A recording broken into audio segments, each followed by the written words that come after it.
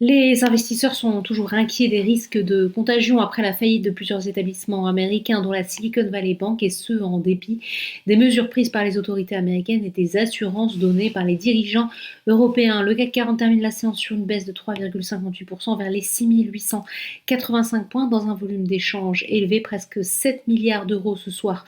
À la clôture, c'est la pire séance depuis février 2022. Du côté des valeurs, la pression s'accentue sur les valeurs bancaires dans le sillage de Crédit Suisse qui a perdu jusqu'à 30% en séance. Société Générale perd 12,18%, pire séance depuis plus d'un an.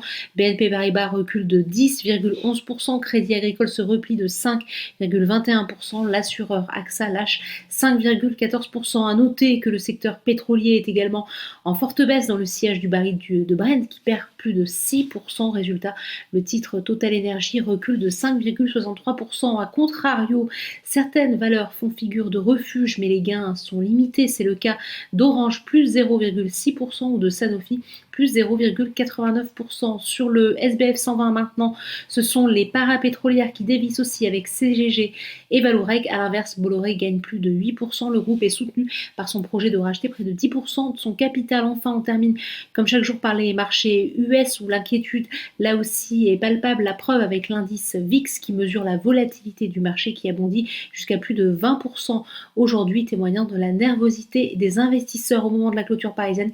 Les trois indices de la bourse de New York évoluaient dans le rouge. Voilà, c'est tout pour ce soir, mais n'oubliez pas, toute l'actualité économique et financière est sur Boursorama.